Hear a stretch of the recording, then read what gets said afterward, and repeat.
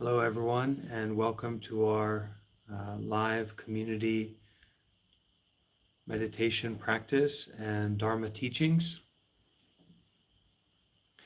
It is 8 o'clock here in Thailand, and I hope whatever time it is for you, wherever you are, that it's a suitable time for stepping back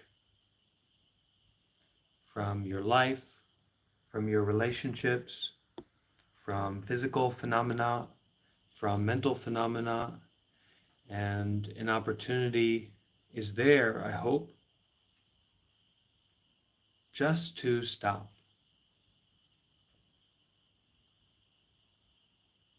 So today in our gathering, we are going to practice a meditation together. I'll give some guidance and an invitation, some encouragement for us to practice meditation together.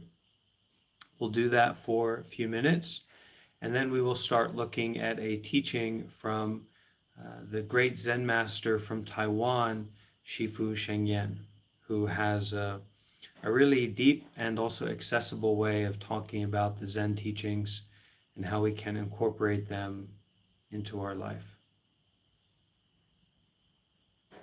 So I hope that sounds good for everyone. Maybe we'll start off with the repentance prayer, the repentance practice, or the forgiveness practice. So this is a chant that we can do together, where we recognize all of those karmas, all right, all of that mental and physical action and the effects that have blocked us, that have brought a sense of worry or confusion or stress into our life. And this chant is a way that we bring up a recognition of any entanglements that we have, any unskillfulness or suffering that we have, any mistakes that we've made, and then we atone. That is, we face it, and through facing it, we dissolve it, we free it, we forgive those sufferings, those tangles, those confusions, whatever they may be, we open up and let go. So that chant is quite simple. All my ancient twisted karma, born of beginningless greed, hate, and delusion, formed of body, speech, and mind, I now fully atone. I now fully face it, accept it, forgive it, and release it. So I invite you to bring your hands together like this with me, and as well as you're able to, you can chant along with me this repentance prayer. You can also just listen to it and let your heart practice it.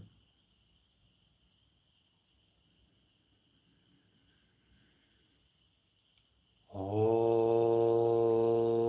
my ancient twisted karma, born of beginningless greed, hate, and delusion, formed of body, speech, and mind, I now fully atone.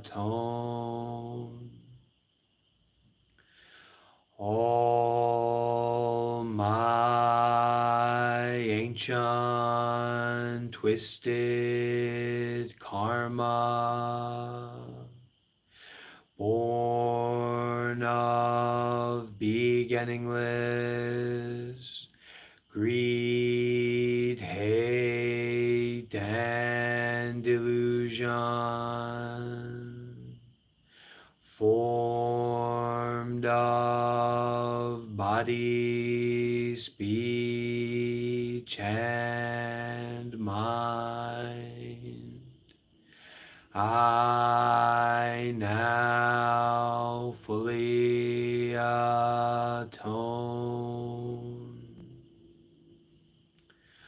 all my ancient twisted karma, born of beginningless greed, hate, and delusion, formed of body, speech, and mind. I now fully atone.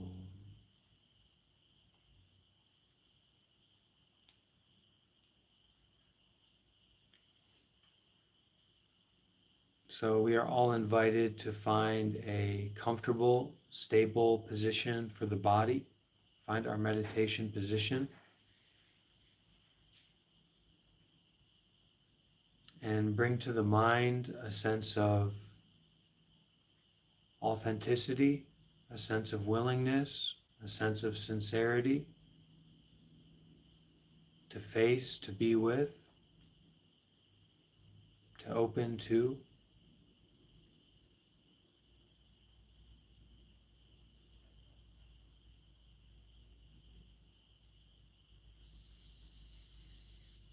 Take a deep breath and bring the mind home to the body.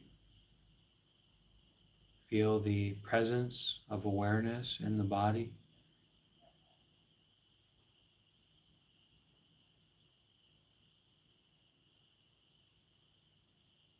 Aware of the breath in the body.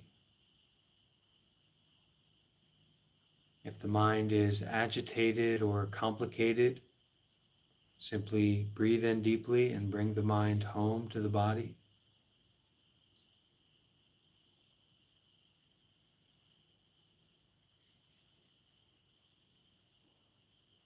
Also allow that awareness in the body to spread out, to widen out, to brighten out.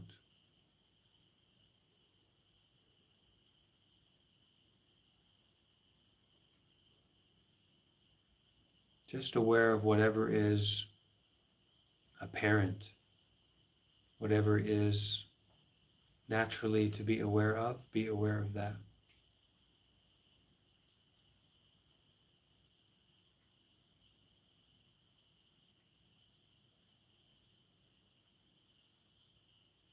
The breathing, the body, the environment.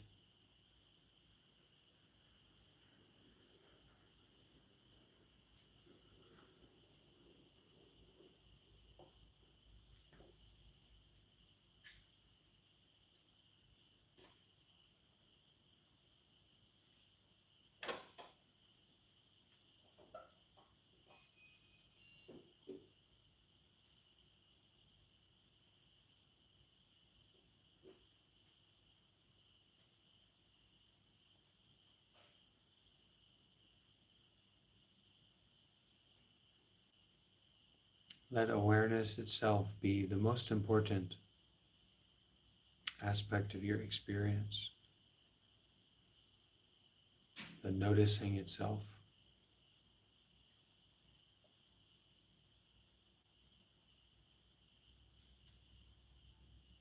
Allow the breathing to be at the core of your experience.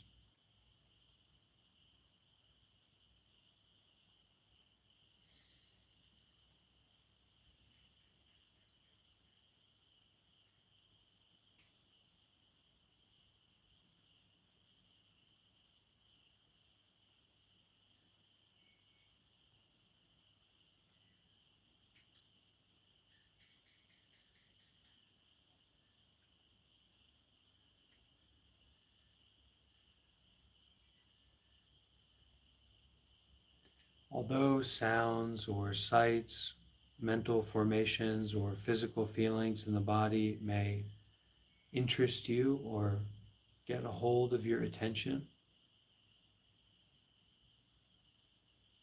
Simply come back to breathing, come back to the noticing, the awareness of the body, awareness of breathing.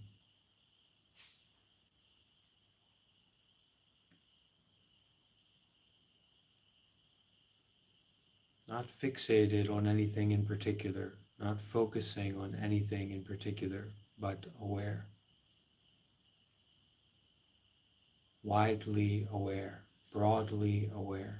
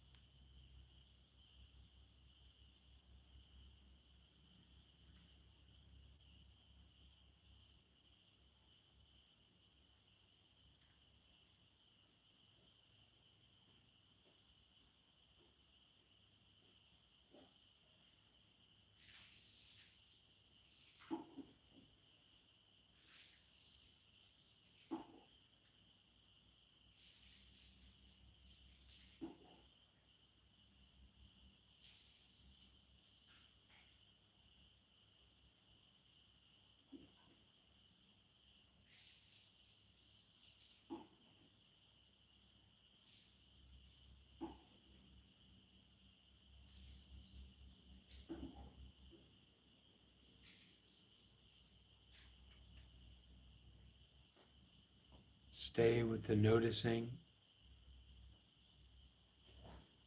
stay with the breathing.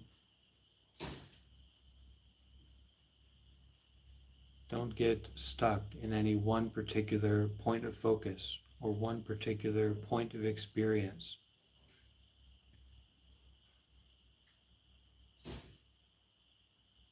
Widening out, brightening out. Aware not just of your breathing and your body, but the environment. Allow the mind, the heart to spread out, to widen out, to open out.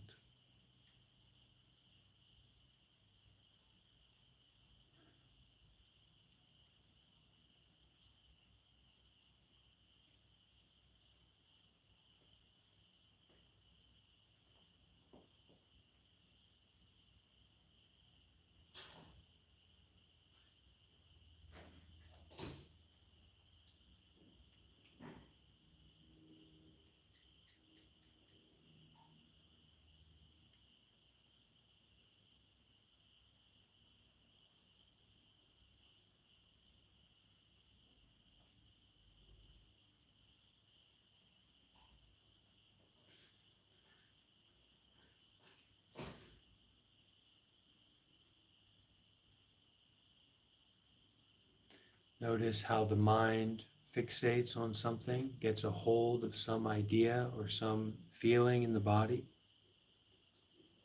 and then widen out, brighten out. Use your breathing, use your awareness to expand the perspective, expand the noticing, to be more inclusive,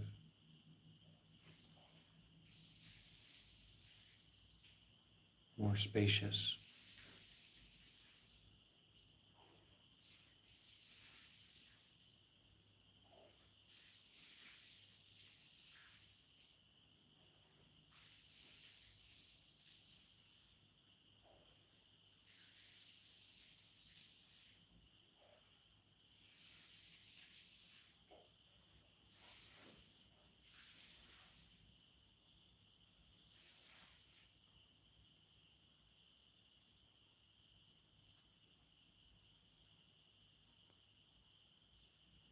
As the thinking mind comes up, naturally settle back on breathing, settle back on awareness of the body.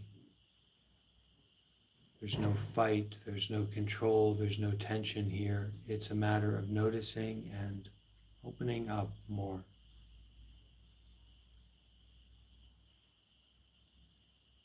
Sharing out this noticing quality, this awareness quality.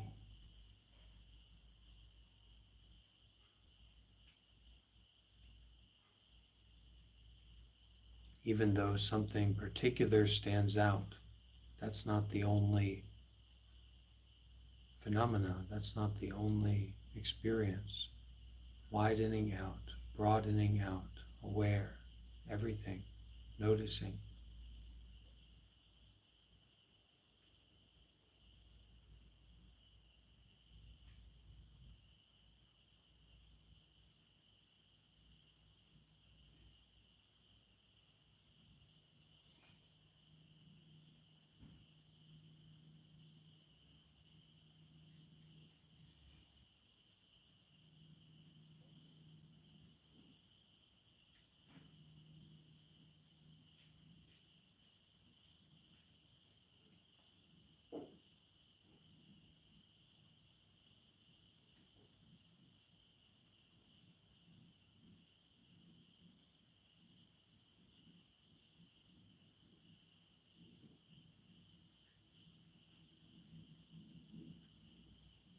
Give yourself the full permission to widen out the heart and the mind so that it's not trapped by any particular thought or feeling. Even in being trapped, it's not trapped, widening out.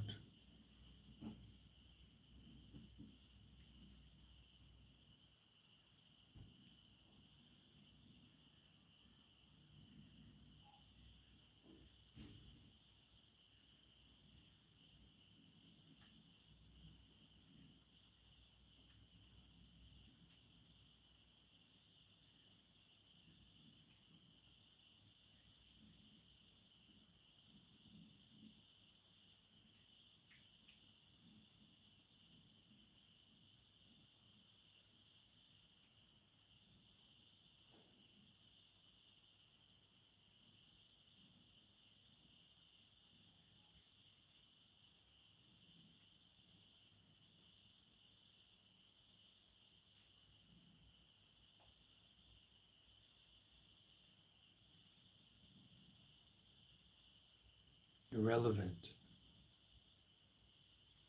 Mental phenomena, irrelevant. Physical phenomena, irrelevant. Success and failure, just aware, just noticing.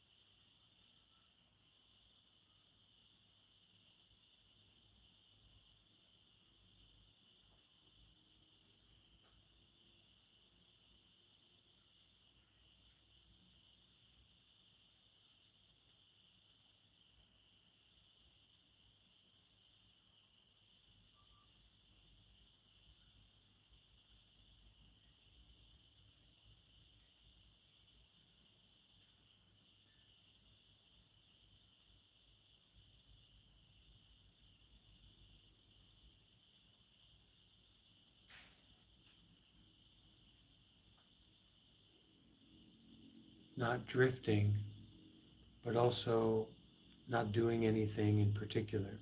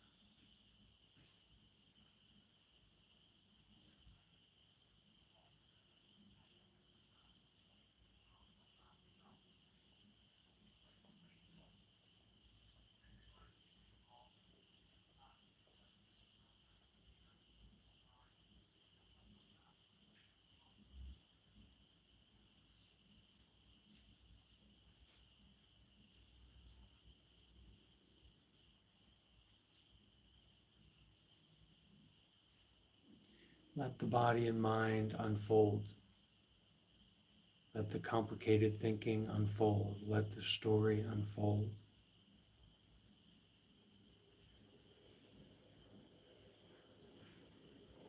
If our practice,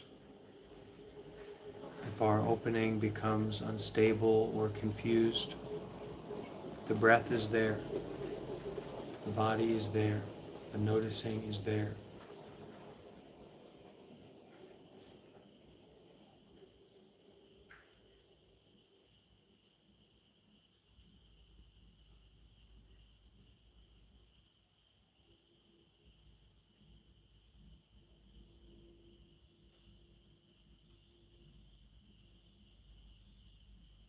Not concentrating, but allowing.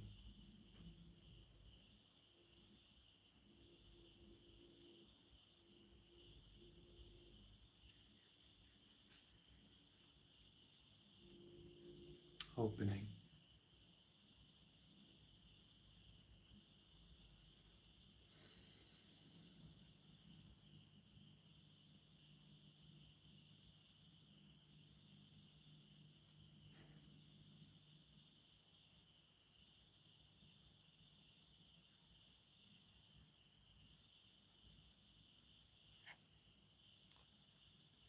So we'll now move into our Zen teachings from Shifu Sheng. And we can listen to this reading and these teachings in the same way that we are already naturally. We don't need to add any extra layer of thinking or ideas or judgment, but rather to listen with the heart itself, to listen with the breathing itself.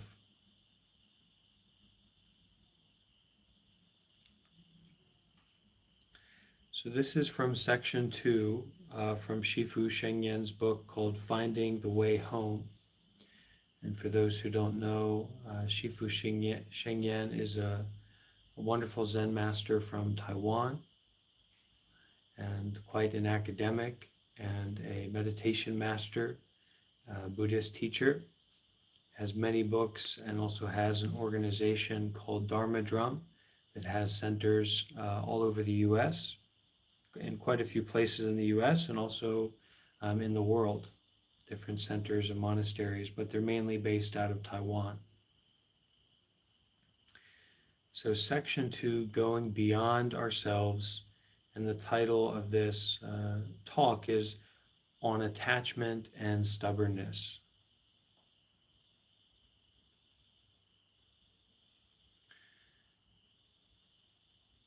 We always say that people who insist on their own point of view are too attached. But what exactly is attachment? Is there any difference between attachment and stubbornness? Besides, what is so bad about attachment? Being stubborn means persisting in one's thoughts and actions no matter what others think. After others arrive at a consensus, the stubborn person is still unable to change, doesn't accept the opinion of others, and just persists in their own views. Whereas attachment means being unwilling to let go. Okay, so this is a good definition, a good working definition for all of us in terms of attachment. Attachment means being unwilling to let go. Attachment means being unwilling to let go. And we can say of mental phenomena or physical phenomena that arise, mental experiences or physical experiences that arise.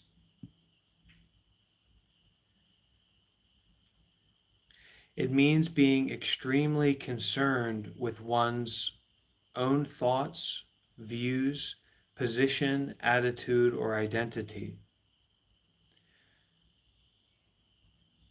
When it comes to affairs, material things, or people, If one's only concern is about oneself, that is attachment. And we talked about recently, looking at the teachings of Sayadaw Otamasara, how we can define doing good deeds as using our possessions, our body, our time for others.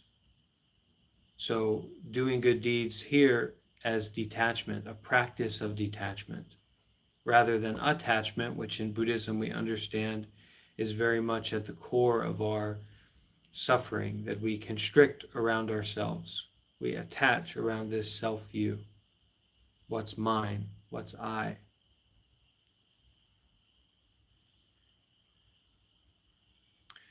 On the surface, it seems as though stubbornness and attachment are the same. But attachment goes beyond stubbornness. Attachment is a concern of the mind in which a person can't let go of their concerns for things like love, fame, even influence and power. Some tend to worry about little things for no particular reason, including how one looks in a hat. Is my hairstyle okay?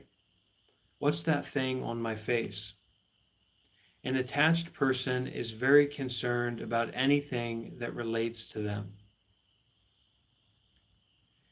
Excessive attachment is even a kind of extremely painful disorder. If one is so concerned about this, that, and everything, they will surely be very tense and unable to relax. From the Buddhist point of view, this is also called self-attachment. Here, the self, or the appearance of a self, is taken as the center of everything, and one is extremely concerned about any personal gains and losses. One is concerned not only about one's own existence or non-existence, but also other people's expectations and judgments as it relates to this self-existence. They desire very much to become known to people. They have many concerns about those closest to them and care about their current well-being as well as their future. For example, it is reasonable for a mother to worry about a son who is still a child, but when he grows up, gets married, and has children, treating him like a child is attachment. It is as if she is still anxious about everything he does and thinks, not to mention worrying about him all the time. So people who are very wrapped up in and trapped in their selfish thinking, having many thoughts, many concerns and stories about those closest to them, many thoughts and stories about their current well-being as well as their future well-being. Very planning, very controlling, very ruminating. Maybe we can say there's an aspect of rumination about me, my, I, and those things that relate to me, my, and I a lot of the time, which of course would make someone very tense and difficult to relax, so much focused on themselves. I have a lay disciple who has been living with her single mother since childhood. Having developed a close relationship and strong dependency on her mother. She is already over 50, and her mother still treats her as a child. If the daughter goes out for a span of 2 hours without calling home, her mother will call her. This causes the daughter to suffer greatly. Later, she had no choice but to put her mother in a nursing home. This may seem cruel, but from another perspective, the daughter had the kind of bottled up pain which gave her no choice. It may be that this was a little better for both of them. Indeed, some people think choosing what's good and sticking with it is also a kind of attachment, but they are actually different. This comes up a lot as well, so maybe people will say, okay, you're supposed to be talking about non-attachment, but you're attached to non-attachment, or the Buddhist mission, the Buddhist way of life is to not attach to anything, but hey, look, I got you. You're attached to being a good person, or you're attached to Buddhism, etc. And of course, we can bring up the understanding of non-attachment by using only and experiencing only, right? So even though there may be an appearance of being attached, we can actually use things without attachment. But Shifu Sheng here um, also goes into another way of looking at this. So indeed, some people think choosing what's good and sticking with it is also a kind of attachment, but they are actually different. Attachment is a kind of excessive care, worry, or overreactive concern, or we could say overcomplicated concern. It makes us act like a taut string. We can't relax, and the result is that we ourselves will suffer, and those around us will also suffer. Choosing what's good and sticking with it is, rather, leaning towards a correct conviction and persisting in one's direction with the power of one's vows. So vows as in making these promises for how we are going to live our life moving forward. The skillful things that we promise to do and to be involved with regularly, and the unskillful things that we promise and vow to kind of let go of or renounce. So choosing what's good and sticking with it rather than an attachment is more like leaning towards a correct conviction and persisting in one's direction with the power of one's vows. This, moreover, requires the power of volition, willpower, constancy of purpose, and determination to be accomplished. This is completely different from attachment. If this must also be called attachment, at least it's a good kind of attachment. Our lives cannot be without purpose and direction. If we use willpower to persist in our direction, persist in working hard while persevering in our aspirations, then we will positively mature on our life path.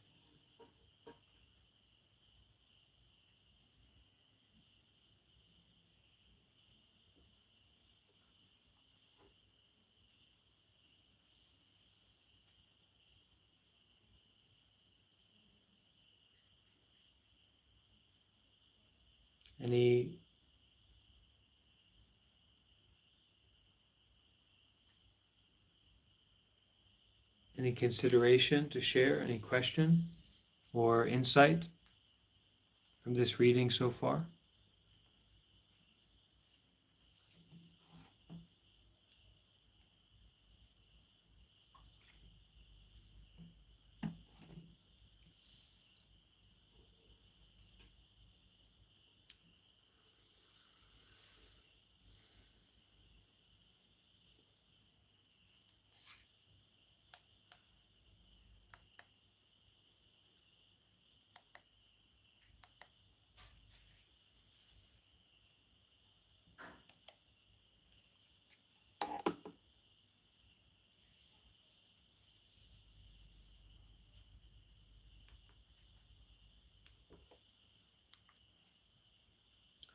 Attachment means being unwilling to let go. Attachment means being unwilling to let go.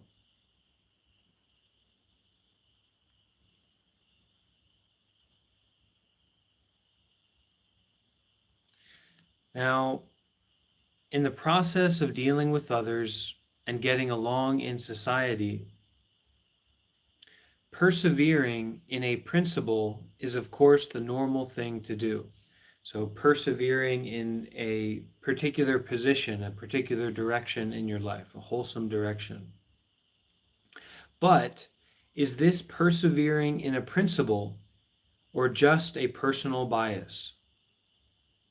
Someone who believes that only their way of thinking is correct, who insists in doing things their way is concerned only with themselves, who does not agree with the suggestions and advice of others, will probably not agree to change for anyone. Such a person doesn't see others' point of view. In the end, they harm themselves, others, and the overall situation. They believe they are persevering in principle, but in fact, they persevere only in their personal bias. This is self-attachment. Right? So principle, guiding truth or a fundamental truth, right? A guiding principle for how we navigate our lives, our way of relating to ourselves and our way of relating to those around us.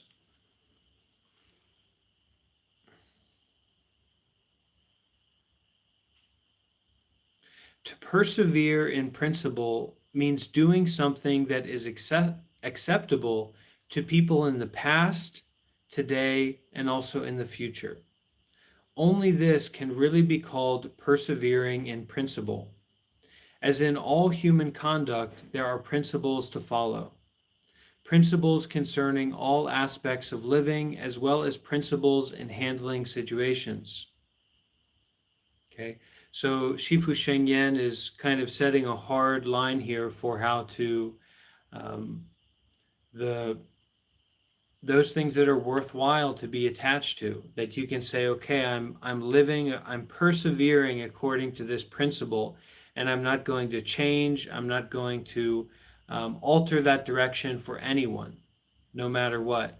And Shifu Sheng is saying that to do this, rather than just be moving forward on your own personal biases, means that you're doing something that is acceptable, reasonable, digestible, understandable to really to any reasonable person in the past, today, and also in the future. And only this can really be called persevering in principle. So it sets kind of a hard line or a strong line where we should be ready to be flexible on our biases, right? Be ready to discuss, be ready to learn from other people, be ready to share with other people. Um, be open, not just insist on doing things our own way, but be open to having a contemplative way of dealing with the situation, even if it's related to this principle we have, right? Okay, Glyphix has a question.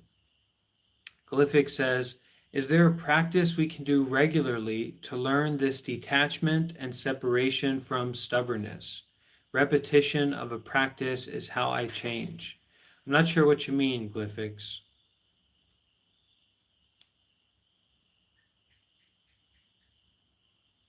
Okay, through the recognition of drowning in attachment, there's the release.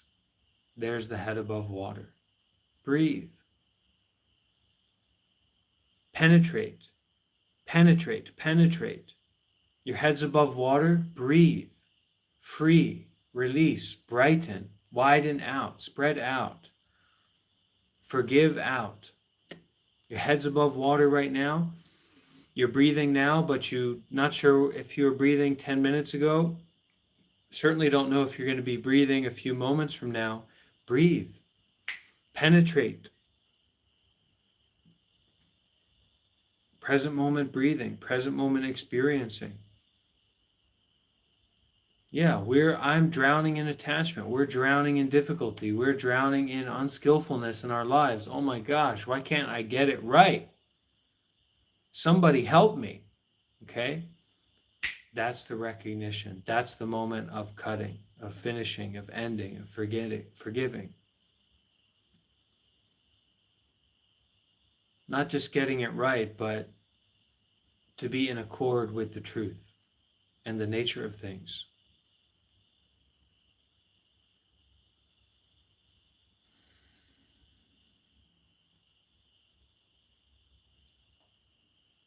Maybe we stop here for a song. Seems only right. We can do a song before we continue. Okay, so the song we're going to do is Breathing In, Breathing Out. Does anyone here know that song? Breathing in, breathing out.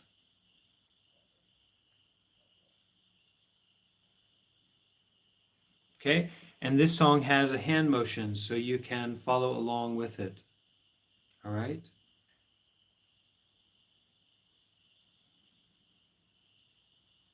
Maybe I can move it back a little bit more.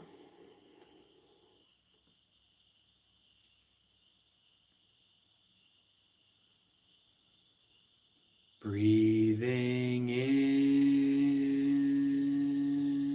breathing out.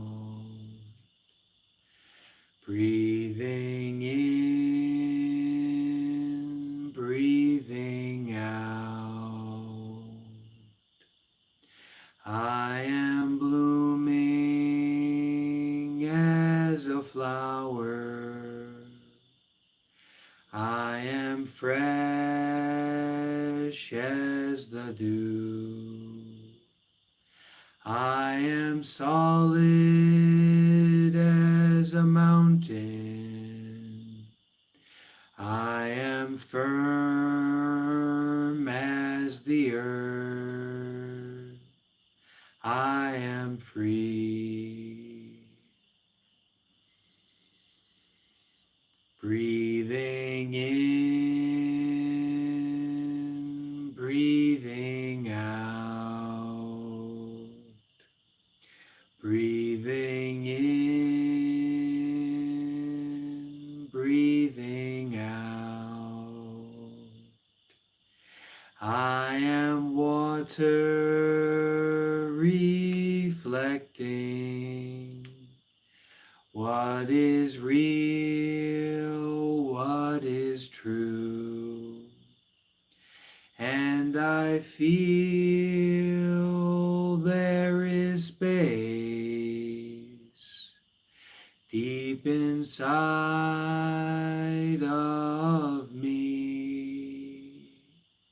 I am free, I am free, I am free.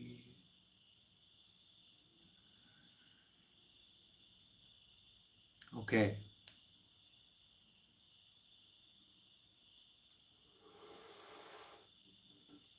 So let's continue.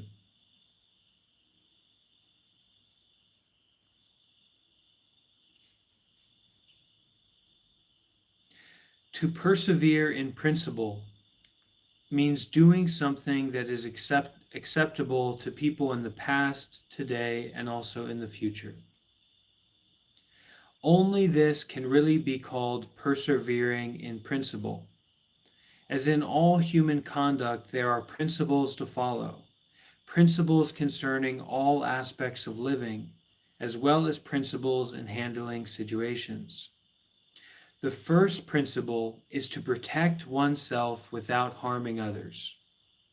This is a really wonderful notion and a really essential principle to bring into our lives, a guiding principle.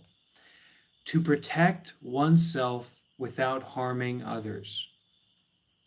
When thinking of oneself, it is also necessary to respect others. When considering what benefits oneself, it should also help others.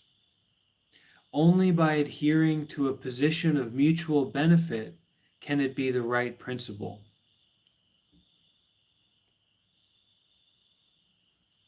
And one of the reasons that we practice like this is not just the practicality of being in relationships with other people and being kind of, skillful and reasonable and all that, but it actually goes beyond that to the point of recognizing interbeing or recognizing no separation, right? That I do not exist separate from the environment. I do not exist separate from all my ancestors, right? The whole world. That this interbeing is at the core of my experience. So if I just do for myself without respecting others, without considering the benefit of others, I'm not actually doing in the most wise way or the most based way, the most direct way.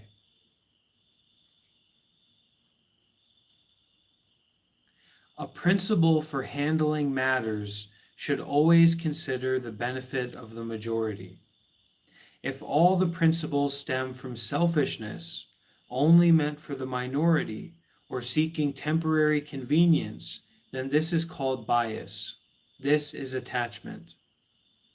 Yet most people cannot distinguish choosing what is good and sticking to it from using their personal bias as principle, or their personal bias as a fundamental truth. Right? So most people cannot distinguish between choosing what is good and sticking to it, so what works and staying with it, from using their personal bias as a principle. Actually, we can determine whether it is a principle or a bias from the reactions and responses of others. Okay, so this gives us a very clear way of working with our mindset, working with our way of addressing either it's a bias or it's a principle, something to really be relied on and to persevere with. We can determine whether it is a principle or a selfish bias from the reactions and responses of others. So that means we need to be in community. And not only to be in community, but we need to be in community with well-minded people so that we can learn about our biases, our principles, our way of doing things. Is it fundamental? Is it based? Is it chill? Is it workable? Is it high level? Is it skillful? Or is it clearly us just making a mess of things all the time?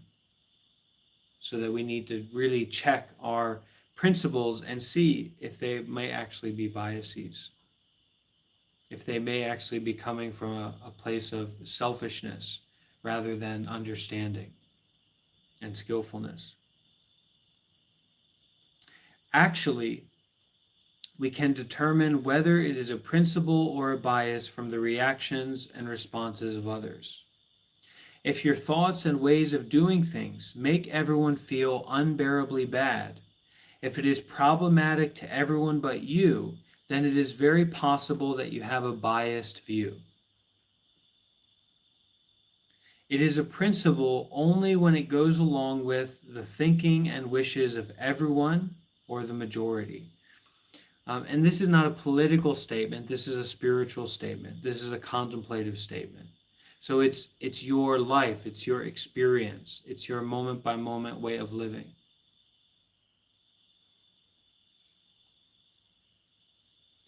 And of course, if you were a high-level politician or something like that, then it would also be direct and practical and a spiritual teaching that you can put into practice.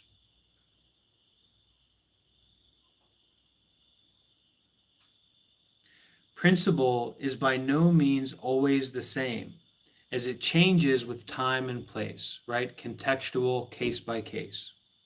The only thing that doesn't change is that it always shows consideration for all beings, and it is welcomed by the majority. People attached to their own biases are excessively self-attached. This will bring them much distress. So the more that we are excessively self-attached and self-focused and self-fixated, everyone, the more we're going to be prone to distress. And you may find that there are certain habits, there are certain activities, there are certain things you do in your life that energize this excessive self-attachedness. So point out, recognize that at those activities and step back and reduce so that you won't be so prone to distress. People attached to their own biases are excessively self-attached.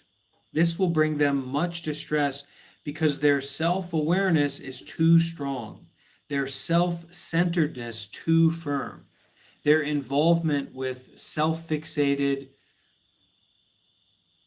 way is too strong, too firm. With such a stern and uptight attitude, their whole being will be like a hedgehog covered with spines. They will hurt people, let alone be easy to get along with. For this reason, some people say one needs to be gentle and easygoing in manners, but stern and firm in the mind. The stern and firm is about principle, and the gentle and easygoing in manners is about not harming people. Okay? One needs to be gentle and easygoing in manners, in the activities of our life, what we get involved with, but stern and firm in the mind, in how we are with the mind in the present moment experiencing. The stern and firm is about the principles, the ways in which we navigate our life skillfully, and the gentle and easygoing in manners or in activities, in daily life involvements, is about not harming people, gentle and easygoing, open-minded.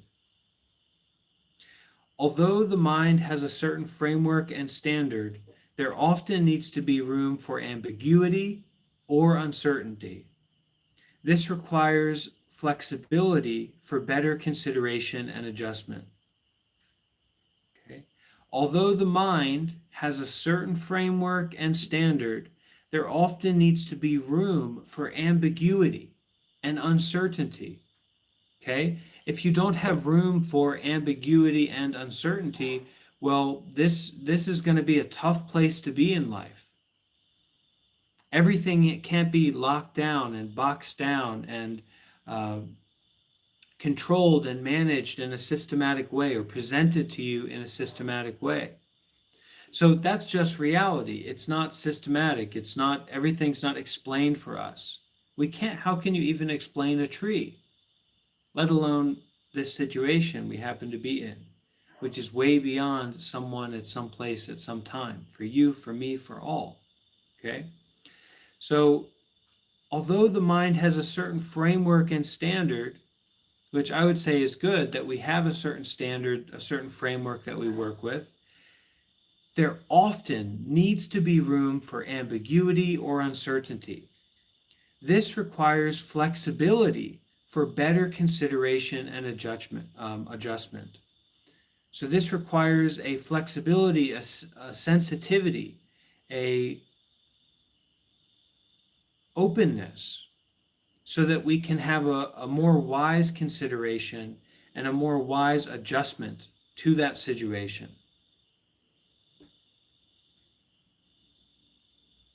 In addition, one should use much empathy and gentle language. Okay? At appropriate times, one must have enough skillful means to shift and adjust one's point of view and thinking. All right?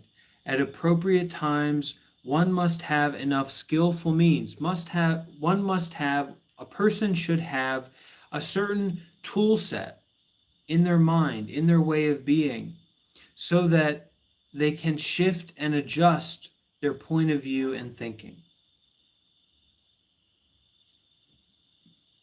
In addition, one should use much empathy and gentle language. Only in this way will one be able to get along with people, and only then will there be success. We should always remind ourselves of the principle of being gentle and easygoing in manners, but stern and firm in the mind. This is also a method to dissolve self-attachment. Going a step further, if we can put down self-attachment and not take the self as center, we will be able to engage any matter with a free mind. We will be able to embrace all kinds of situations and accept all kinds of people. We will become naturally unbiased without any distress.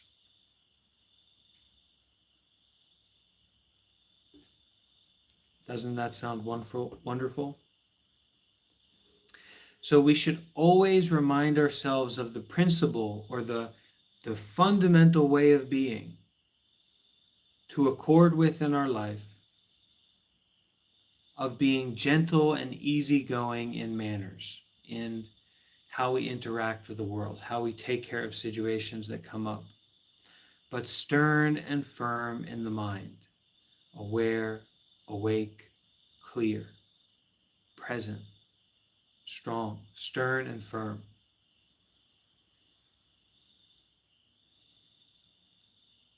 This is also a method to dissolve self-attachment.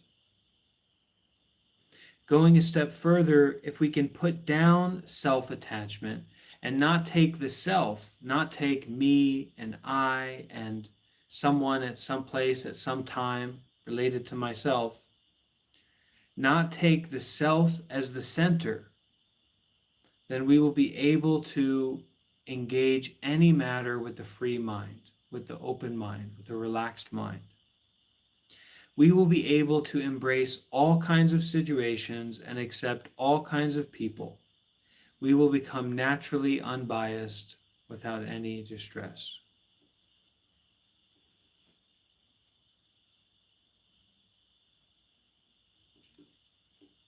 Okay?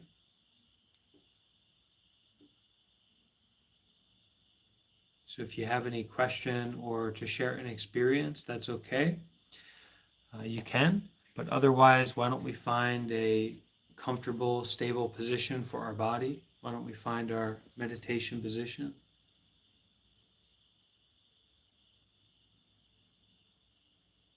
And open the body up, open the heart, open the lungs. You can open the eyes, the ears, the nose, the tongue. Let the face relax. Let the body relax. Let the mind relax. But aware.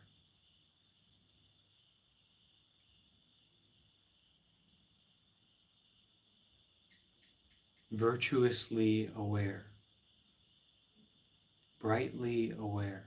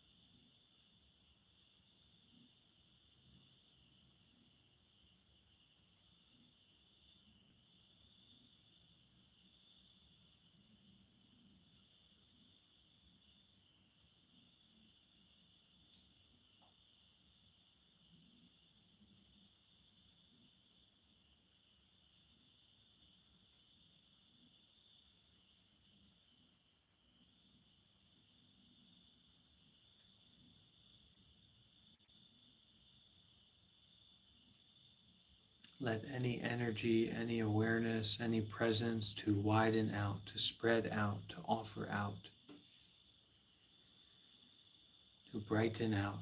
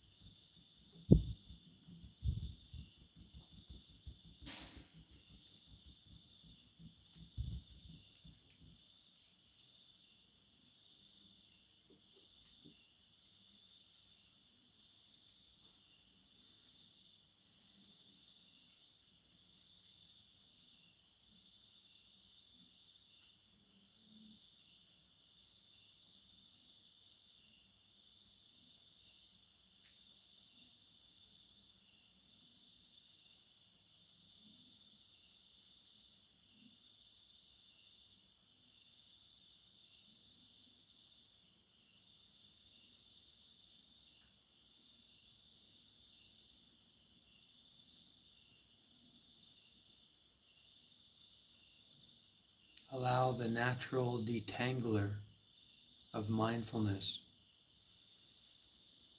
to spread out, to offer out to all parts of the body, all parts of the mind, all parts of the heart, also offer out the environment.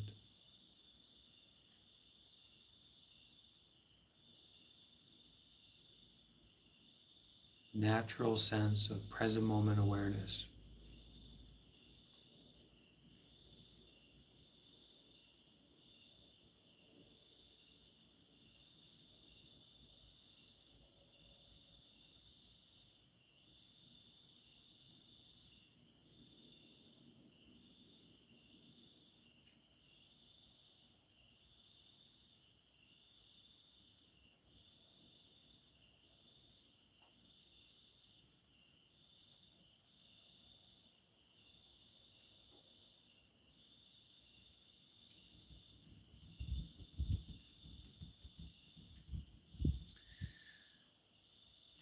All right, let's bring our hands together and we can say 3 sadhus, 3 well done, 3 sharing out, offering out any merit, any benefits, any peace that we've cultivated through this practice, through this deep listening. May it be shared and offered to all beings, inside, outside, near or far away. And may we not to try to grasp or to hold on to any aspect of our experience, but just offering out, sharing out, blessing out, whatever peace, whatever awareness, whatever enlightenment is there. May we share it for all beings. Say sadhu 3 times. Sadhu.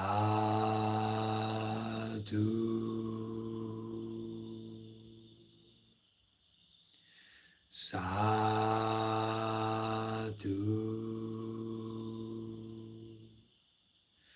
Sadhu.